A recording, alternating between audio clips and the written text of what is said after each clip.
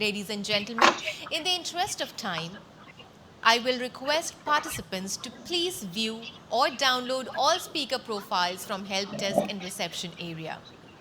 And ladies and gentlemen, if anyone would like to ask a question, all you need to do is please click on Ask Queries button on your screen and put your question. It will go directly to your moderator. And now, ladies and gentlemen, for the last session, I would like to invite our session moderator, Dr. Frank Jurgen Richer, Chairman Horasis, the Global Vision Community. And please allow me to introduce you all to the panelists for this session, Mr. And Chief Executive Officer, BSE Limited. Mr. Nilesh Shah, Group President and Managing Director, Kodak Mahindra Asset Management Company Limited. And now, ladies and gentlemen, I would like to request our moderator, sir, to please take over the session. Thank you.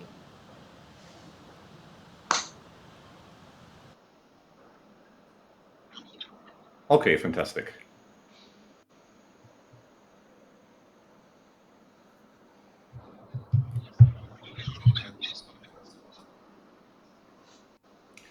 Ladies and gentlemen, it's my great pleasure to moderate this fireside discussion this afternoon. India is calling, ladies and gentlemen, and it's calling the world as the world's fastest growing economy. India definitely is good news. When you look into the economic growth figures and most importantly, how India also tackled the corona crisis, we have to say that India really is the champion of global economic growth, also helping other countries to grow. In this fireside discussion, ladies and gentlemen, we look into more details, what it really mean in terms of sustainable growth, focusing on smart infrastructure in green technology. I would like first to congratulate IMC for putting together this wonderful summit today and to give the world an opportunity to learn about India. We listened to Minister Piyush Goyal this morning, and he gave a very positive outlook on India. I would like to thank Rajiv Poda, the president of IMC, Dinesh Joshi, the chairman of the IMC International Business Committee, and also the Secretary General, Mr. Ajit Mangrulkan, for putting this wonderful summit together. Let me now welcome my panelists for this fireside chat. I would like to call on Mr. Ashish Chauhan, the Managing Director and CEO of Bombay Stock Exchange, and Nilesh Shah, who is a Group President and Managing Director of Kodak Asset Management. Ashish and Nilesh, good afternoon to you. Good afternoon. Good afternoon, Frank. Good to hear. Good afternoon, Nilesh. And yeah, everyone. Let me first start then with you, Ashish, as you lead the Bombay Stock Exchange for many years, and you've been championing also India's transition into a financial powerhouse. Of course, more and more companies, even from overseas, look into listings at the Bombay Stock Exchange, and you help Indian companies to grow and to globalize. Let me ask you, Ashish, what is your view in India right now? What is the current state of India, and where do you see the future? In a way, if you look back pre-COVID, the world had a different geopolitical framework. World had a different economic ranking, and based on that, there were a lot of assumptions that were made while going into COVID. I recall during March of 2020, that is exactly 1 year back, there were experts of Indian origin who were working in America or in Europe, came to India and said that we will have 300 million infections by July 2020, and almost 100 million people will be dead by July 2020. And nothing of that sort happened. And in fact, during the process, India ended up providing a lot of medicines to the rest of the world. India also managed itself much better than what it was expected to.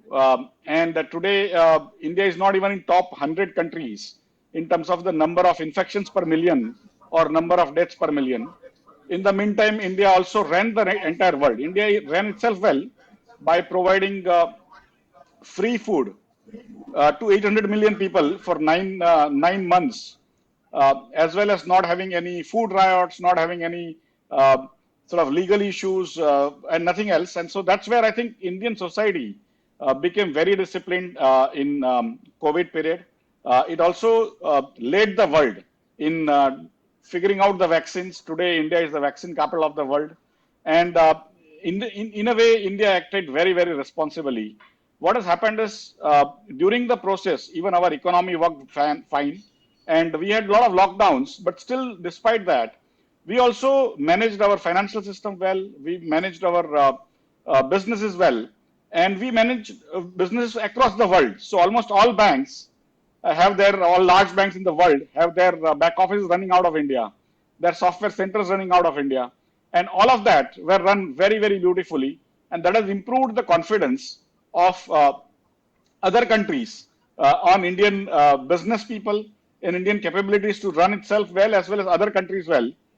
And for me, overall, geopolitically, India acted very responsibly. Even now, it is acting very responsibly and helping the rest of the world. Business-wise, India has done exceedingly well. And put together, I think that either the Western world is not rich as it is made out to be, or India is not as poor as we think it is. So effectively, India has done wonderfully well. And I think it's our time to basically move forward and collaborate with the world. The new world order has opened up post the COVID, and India is going to play a very large role. Having said that, the newer wealth that would be created is basically going to be what I call dematerialized wealth, wealth which is not visible. And that's where Indian young population with all technology savvy is going to play a major role in creating the new world order in new world wealth. For me, the next 50 years will create almost double the wealth than what is today. So almost 100% more wealth will be created in the world, and large portion of that will be created using new technologies, and India is going to lead the world in that. That world does not require too much capital, and we at VSE are trying to basically create a framework for young businesses with no capital to come raise whatever little capital they require and create wealth for themselves and share it with the rest of the country. What a positive view, sir, and I fully agree. You know, looking to India from Europe, Europe is in difficulties right now, of course, you know, economically, but also in the way how we tackle the COVID crisis. I think we can learn from India. And what is the secret behind? Is it the discipline of Indian people? Is it maybe the creativity, the culture that you are doing so well in this challenging times? No, I think only time will tell. Yeah, and you know, time is telling, and you know, I've seen some forecasts saying that India will move to double-digit growth next year, and already this year maybe reaching something like 7 to 8%. And you know, India was always dreaming of double-digit growth. Looking to China, China did this in the past, but China's growth is shrinking. It's now like to 4, 5, 6%. But India is moving to double-digit growth. So finally, India made it. And are those the right economic policies in place on the government level, you know, focusing also on privatization, focusing on liberating the financial sector? And how do we see the Indian economy in this play? In a way, the Indian economy came out much better than what we had expected.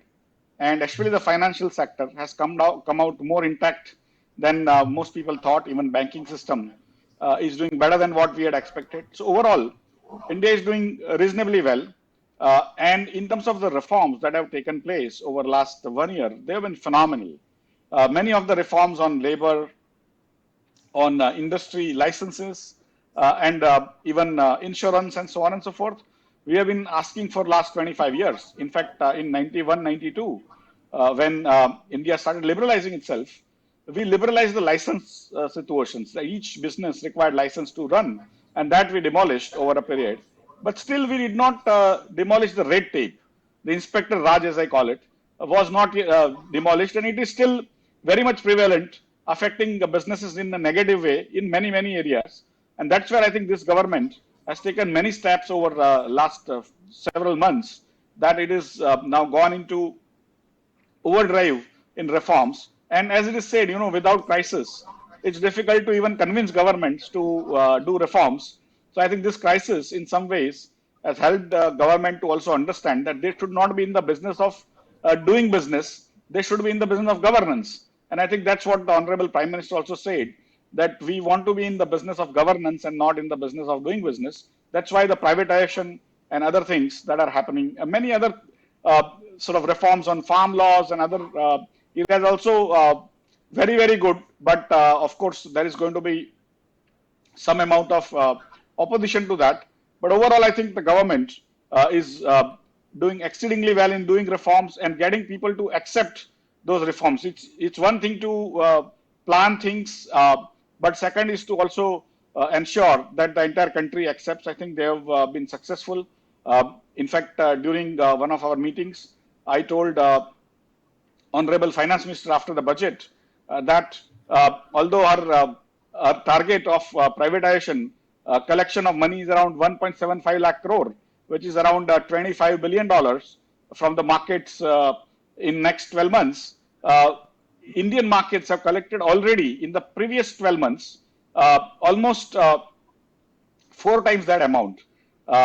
18 lakh crores. So it's actually 9 times that amount only BSE has collected and probably 3 times more. So 12 times total if you take NSE along. 12 times of what the government has planned as a collection has been taken out for the corporates by Indian markets. So Indian markets have become large enough to raise funds. And over last 1 year, we have got more than 30% new accounts that have been opened in stock markets. So last year at this time, we were talking about 48 million registered accounts with BSE.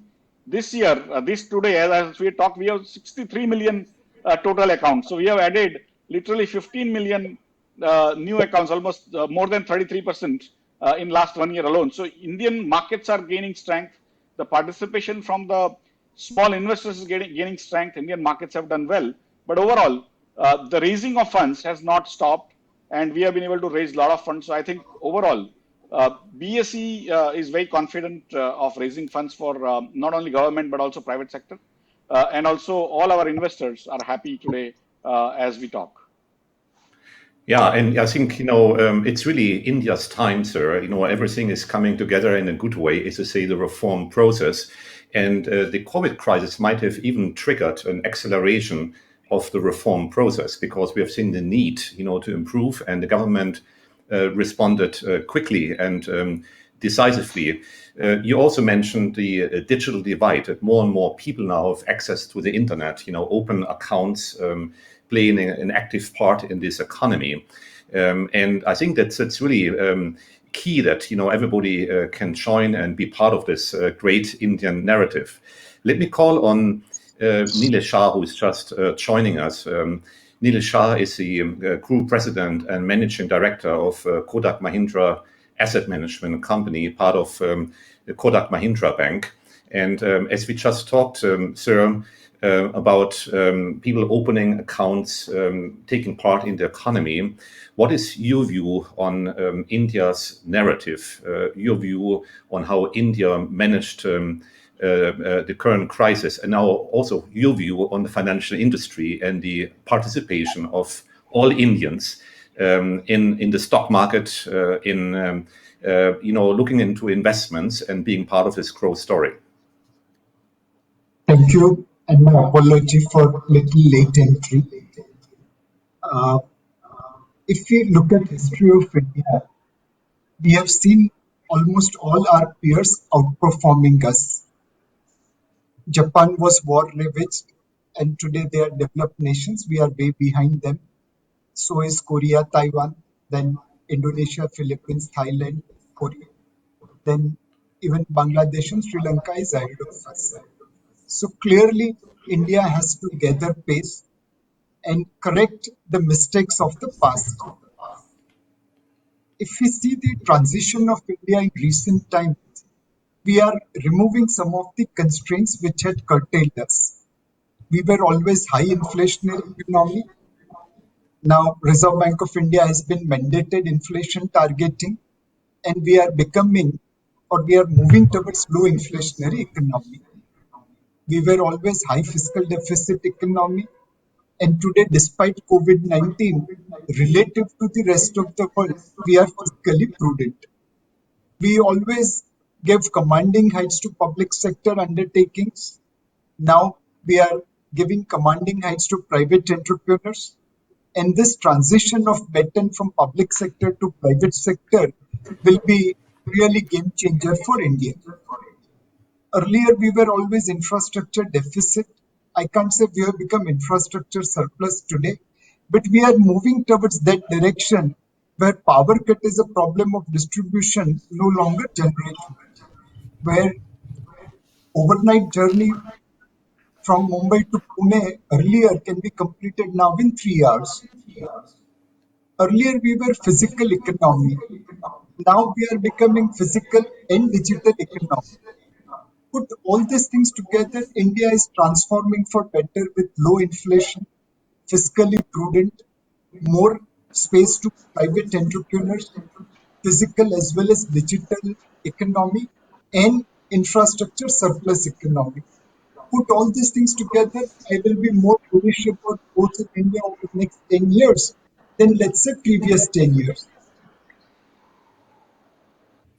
And you're right, Nilesh. Focusing on infrastructure, now we have suddenly a surplus. We have a lot of initiatives going on in infrastructure. The financing is there, coming from the private banks, but also from the state banks. The government is supplying the cash needed to improve infrastructure. As we talk about smart infrastructure and green technologies, where does India stand here? Are you focusing on the smart infrastructure, connecting with the digital world? I know, of course, India is a leader in digital technologies, but have not been a leader in infrastructure so far. But now maybe both combined could really propel infrastructure into the future. And we could talk about smart infrastructure. What is your view on that? So here, the famous adage about India comes into play. India never disappoints, either an optimist because it will always deliver below its potential, or to an pessimist because it will always deliver above its potential. So here in this smart infrastructure and digital side, Indian model is slightly different from rest of the world. In developed market, many of the digital infrastructure is owned by private. For example, entire card network is owned between Visa and Master. In India, we have created RuPay, UP, Bhim. So our infrastructure is more public owned and is available for the benefit of public purposes, whereas in developed world, many of this is owned privately. This is one big differential between India's digital infrastructure vis-a-vis rest of the world. The second thing is that, again, from a selfish Indian point of view, when we look at, let's say, environmental standards, should we count it on a country or should we count it on a per capita basis? If we count it on a country basis, we will be second or third largest pollutant in the world in terms of gas emission. But if we calculate on a per capita basis, then we will be at the bottom. Now, how do we balance need of the world vis-a-vis need of a developing country like India? And this is where a carbon credit kind of instrument or financialization can come into play, where there is positive incentive for Indians to let go polluting technology and move towards smarter infrastructure, including renewable energy. I'm happy to say that India probably is one of the few countries in the world which is today on its way to achieve 2030 Paris Climate Agreement. Kodak Mutual Fund, we have joined hands with Climate Action 100, which is a task force of large investors and which has decided to engage with top 100 pollutants around the world. There are 6 such companies in India, and in our preliminary engagements with them, we have found them willing to change their course from being pollutant towards less pollutant and eventually move towards entirely usage of renewable energy. Our largest hydrocarbon telecom company has announced that they will become carbon neutral by 2030. There are lots of steps which have been taken by government of India and entrepreneurs of India. But if we can get a carbon credit kind of some financial incentive, some positive incentive, then this momentum will be meaningful. Yeah, and I agree with you, sir, that we have to be very careful comparing different countries on different level of developments. India is a developing economy, and there are pockets of growth, but strong growth. I think if you look into cities like Mumbai, Pune, or Hyderabad, they are comparable to most Western cities. But then, of course, there's the agricultural part of the country. And I think, Western observers have to be more careful on making the comparison and give a lot of credit to the advancement of India turning into a carbon neutral economy, which will take time. But of course, you are blessed by hydro energy, coming from the mountains. Distribution, of course, is a challenge to the whole country. But I think India is in a very good way. Let me ask you, Ashish, on your view on India's transition into a carbon neutral, carbon free economy. Are we on the right track? Has to be done more? What is your wish, when you talk to the government to make this green transition happening? So in some ways, India has accepted that it will be affected very badly going forward if we don't have clean energy and sustainable ways of doing things. If you go to Delhi during winter or even entire North India, you realize the effect of bad air, which comes out of no industrial activity, but just burning of the agricultural waste, which creates that haze across entire North India for a very long period. And so India has become aware, people are becoming asthmatic and so on. So India has become aware. But as Nilesh Bhai said, that there is a concept of what I call carbon equity.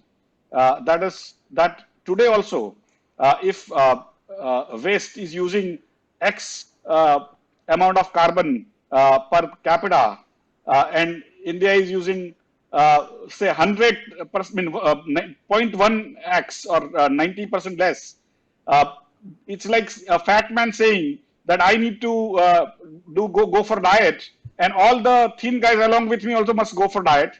And if I reduce my food intake by 50%, all of you have to do it, and that is where all of us will die, right? So that is where we must understand that it's a fat man's need. Fat man is very powerful. He can force all the thin men to do the dieting, but effectively that is that environmental or sustainable equity part of it, the being equitable to each. And if you say that each country per capita can use so much of carbon, there is no problem at all. India will be probably 1/10 of what you require.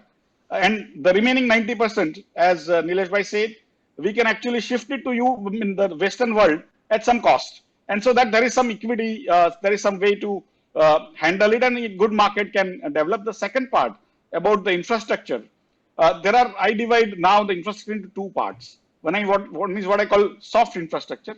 The other is what I call hard infrastructure. When you talk about infrastructure, it's almost always about the hard infrastructure, about the ports, roads, airports, electricity, generator, and so on and so forth.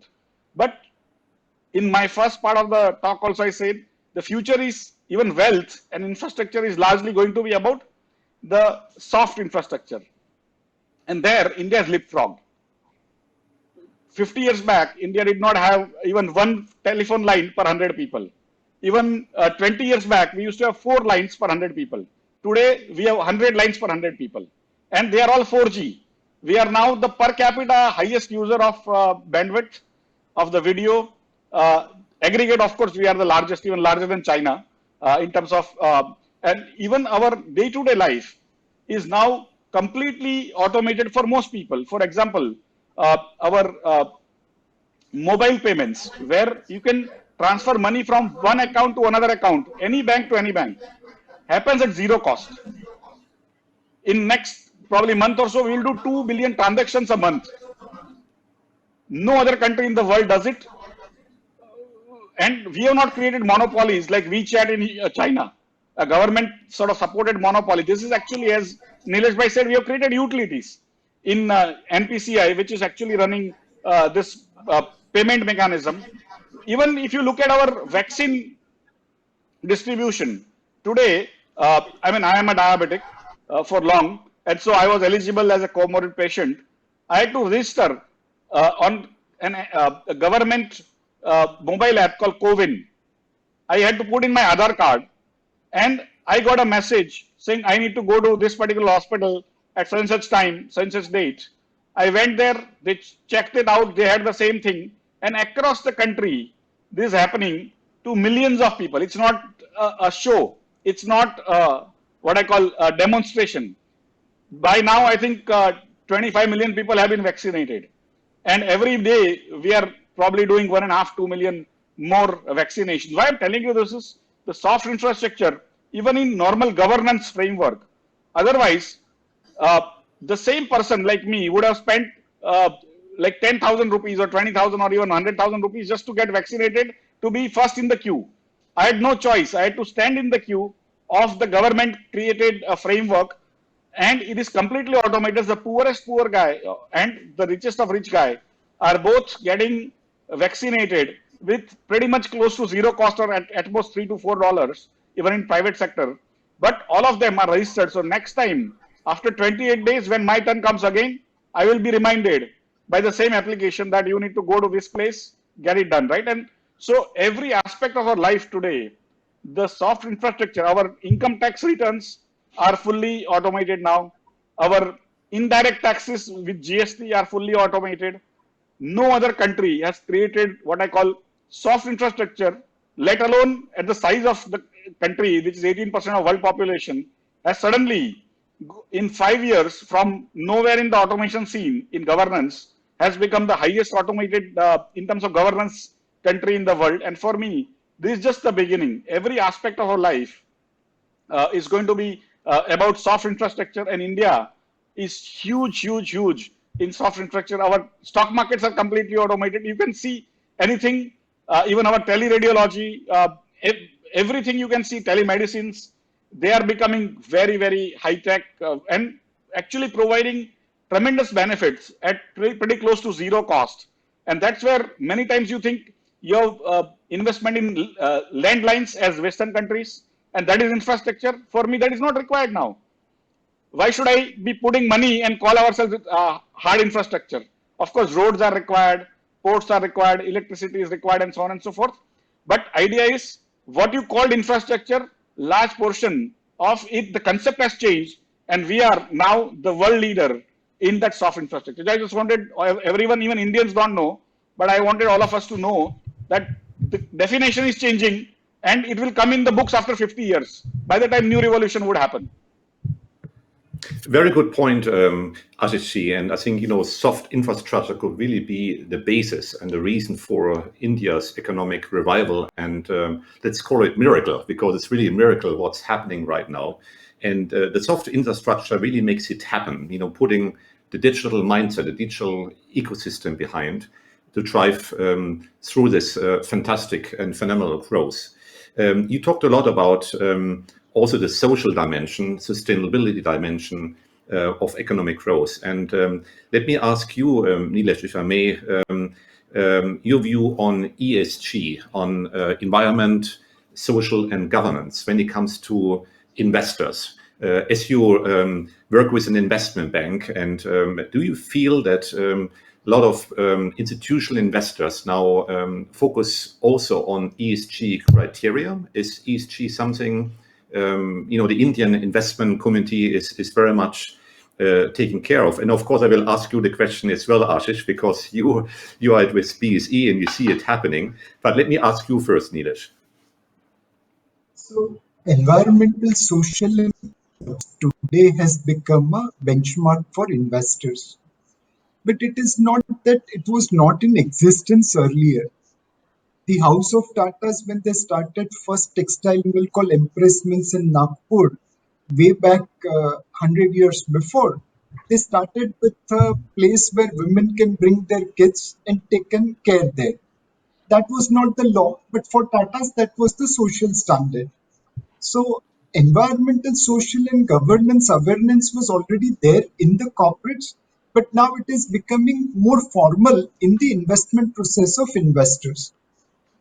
We as Kotak Mutual Fund became first signatory to United Nations Principle of Responsible Investment, keeping in mind the evaluation of ESG. Now, as an investor, my first focus is on governance. We want to ensure that minority shareholders are not shortchanged, appropriate governance practices are followed, and wherever necessary, we intervene and educate management that good governance is good for business also. This is a fairly understandable subject, and there is awareness on the part of corporates also. We are moving in right direction. One can argue about the speed, but I'm sure that this direction is right. On the environmental and social side, uh, we are learner. And more importantly, I can't blindly apply Western standards into local market. I'll give you a live example, Frank. You know, in international social standards, child labor is not good. So when I went to meet a company, I said, you should not encourage child labor. And that gentleman told me that, why don't you have a cup of tea? And when I said yes, he took me outside of his factory premises where on a roadside vendor, a child labor was serving tea. And he said, Nilesh, now what will you tell me? Should I discourage this guy or encourage this guy? I was zapped. Then he said, why don't you inquire with this young kid, a barely 10, 11 years old person, why is he working and not studying? And that kid told me that his mother father is expired and he is working for his siblings. He was actually the adult of the family. Now, how can you deny child labor to him? So there are so many such complexities related to Indian peculiarities, which as an investors will have to be cognizant. Of course, child labor is not good, but blindly applying that standard and depriving one family of a job will also not be appropriate. We don't have social security system like Western world, so our application of environmental and social standards will be converted to Indian systems, converted to Indian usage, and eventually moving towards Western standards. But as an investor, we have an obligation that we leave better world for our next generation than what we have inherited, and we have money power of investors with us, and hence it becomes our responsibility to ensure appropriate ESG standards are followed in our investing companies. Right. And there are no one fits all models in the world. We can't just take what's happening and working in New York or London and apply it to India or the other way around. And I think India is doing the right thing to define its own framework, its own pace of development. Of course, we need the grand vision going forward. And the vision is definitely there at the government level, but also on the private sector level. Let me ask both of you, as we have a few minutes left, about the big picture of India and India's relationships with the world.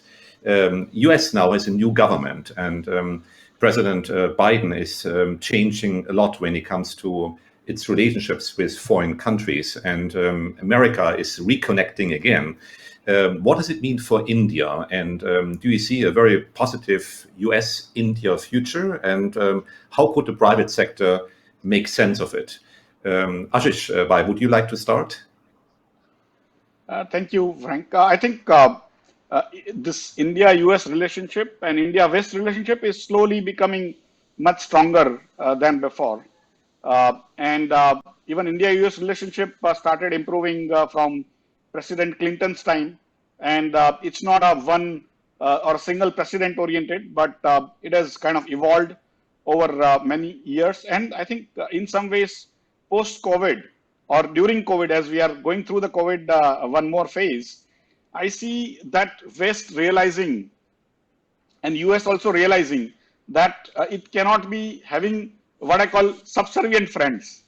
US is a democracy, but it needs dictatorial friends to do what they want. It's a basically a what I call transactional society at the political level. And slowly they are realizing that if they want transactions, they still need to go through China. If they want slightly difficult, not that easy, because we are also a democracy. So you need to respect our democracy as much as we respect yours. And that's where we may have decision makings which will go to and fro. We may have agitations and so on and so forth, like they do have with Black Lives Matter and everything. And so we need to solve our issues, and together, if we work, we will be able to move forward quite a lot. And we have seen it during the COVID period about India providing HCQ medicines initially on, India also providing a lot of medical manpower to the rest of the world. And now India providing vaccine to more than 100 countries, and many of them by free, although India is considered poor. And that's where I think overall India has kind of become very confident. It has become very productive, very responsible world citizen, and also a world leader. And that's where I think overall I see India's engagement with the rest of the world to be on a very positive side. And India's specifically India-US relationship is going to strengthen, especially with Quad and other things that are happening.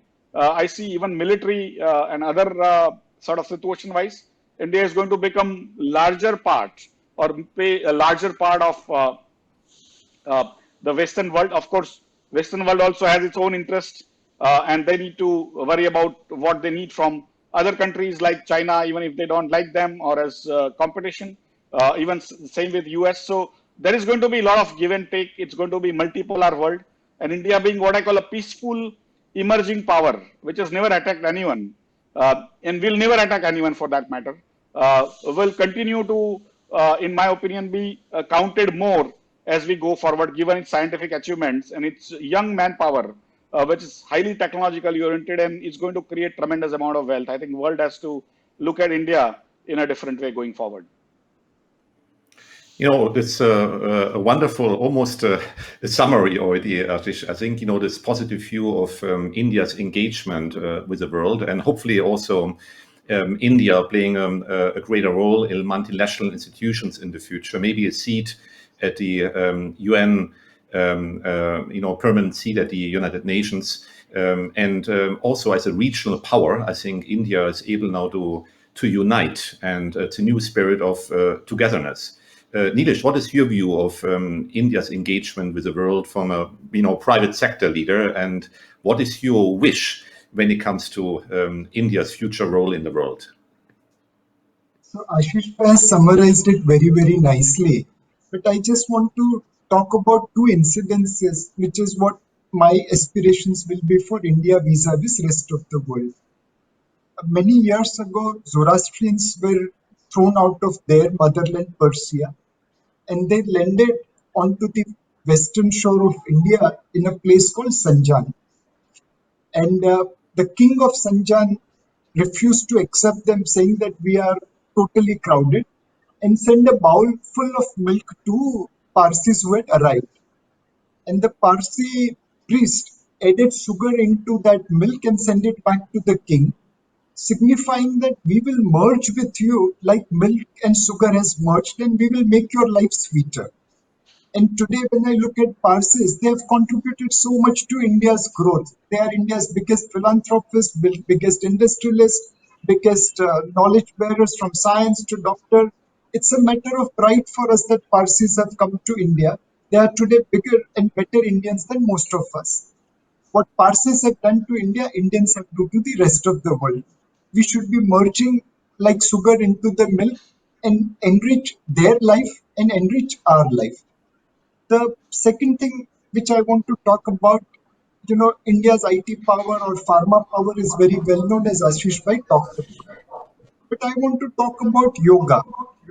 It has transcended boundaries, religion, culture, and it is making positive impact on a human being's life. This is what India is capable of. We have to influence people without altering their identities, without getting into confrontation. And if we can keep on doing that, whether in business, whether in services, or whether in anything else, that will be win-win situation for the world as well as India.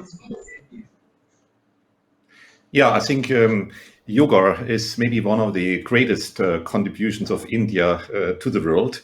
And I particularly like, Nilesh, by your comparison of the sugar and the milk and how India could help the world and enrich the world in a very, altruistic mindset and joining hands with the world.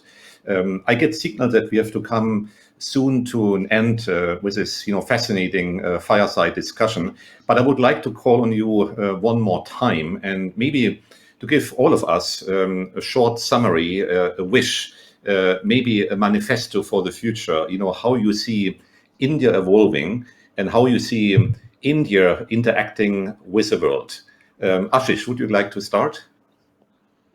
In a way, India is going to act with the world in a very responsible way, in a very confident way, in a very high-tech way. India lost out on what I call the third industrial revolution because we did not anticipate it, we did not prepare ourselves for it, and we did not innovate during that entire period of 200-300 years, and we lost out that race. Today, we are ready with the rest of the world, or perhaps slightly ahead of rest of the world, in the newer, what I call Industrial Revolution 4.0, which is coming.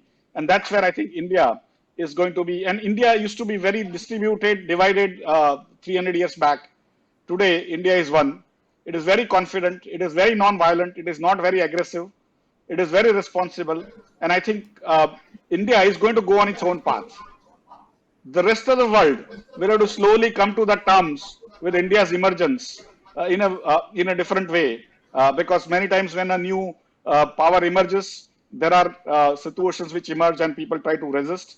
But India is not going to be very aggressive in that, but India is going to emerge, and the rest of the world has to keep that in mind, that India will emerge irrespective of whatever you do or whatever you don't do, right? And that is what my take home will be. Yeah, great summary, Ashish Pai. I think a very benign relationship of India with the world. India is shining and India is contributing to the world. Nilesh, you got the last word. Well, my wish is very simple. There are two kinds of models of success: one autocratic, one democratic, one open market, second centralized planning, one where entrepreneurship thrives, one where dictate of state thrives. Now, we have seen both this model creating success in different environment. For the Western world and India, it is important to work together so that we can show to the rest of the world that democracy, free enterprise, open economy can also succeed and provide an alternative to the success shown by autocratic model, centralized planning model, and dictate of state model. If India and the world, or India and Western world, fails to create this model, then the rest of the world will move towards that other model, which is not good, which we know that someday it can backfire on the rest of the world. So it is in our mutual interest that we make this model successful. Yeah, and as you said, Nilesh, I think India is taking the lead in a very peaceful and engaging way and not imposing anything to the rest of the world, but offering a model of collaboration and friendship at the end of the day. Let me thank the two wonderful panelists today, Mr. Ashish Kumar Chauhan, the Managing Director and CEO of the Bombay Stock Exchange BSE, and Mr. Nilesh Shah, the Group President and Managing Director of Kodak Mahindra Asset Management Company. And I would like to thank again IMC for hosting this wonderful session and this very meaningful summit today on India calling. And let's join the next panel, and thank you very much. Thank you, sir. Thank you. Thank you. Thank you, sir. Thank you for this wonderful session. And I would also like to thank our wonderful panelists for giving their insights, views. Ladies and gentlemen, Here we come to an end of this wonderful day. Today was the day of ideas, innovation, and opportunities. The first virtual experience, and it was extremely enlightening. Ladies and gentlemen, before we end the day, I would like to invite Mr. Ajit Mangrolkar, Director General IMC, for concluding remarks. Sir, over to you.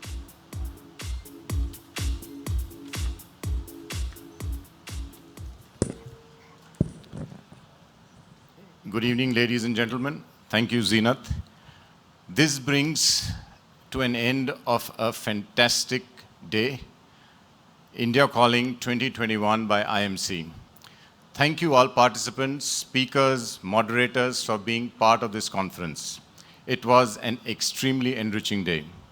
Our grateful thanks to Chief Guest Shri Piyush Goyal, Honorable Minister of Commerce and Industry, Consumer Affairs, Food Distribution and Railways for his support. We are grateful to Guest of Honor, Shri P. Harish, Additional Secretary, Economic Relations and Head of Economic Diplomacy and States Division, Ministry of External Affairs. Mr. Rashesh Shah, Chairman, Edelweiss Group, for sparing their valuable time and sharing their perspectives. This India Calling conference was sponsored by Reliance Industries Limited. IMC Chamber of Commerce and Industry is very grateful for their continuing support. Thank you, ET Now, for being broadcast partners for the conference. Please look for post-conference episodes on ET Now. Our grateful thanks are also to Economic Diplomacy Division, Ministry of External Affairs, Invest India, and Maharashtra State Innovation Society for their support to the conference.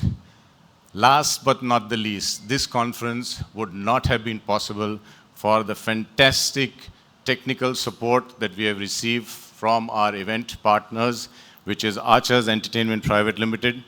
Thank you, Hari, Samir, Sajid, Sushil, Riddhi, Vikram, and Sagar for facilitating the India Calling Conference on this virtual platform. Also, Team IMC, a brilliant, brilliant performance. I would like to thank my colleague, Deputy Director General Sanjay Mehta, and Vanita Ghuge, our Assistant Director, for leading all of us in what I would say has been a landmark conference.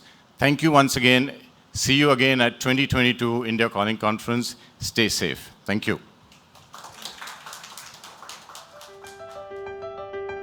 आने वाले कल की दस्तक हमें सुनाई देती है, नई मंजिल है जिस ओर हमें वो दिशा दिखाई देती है।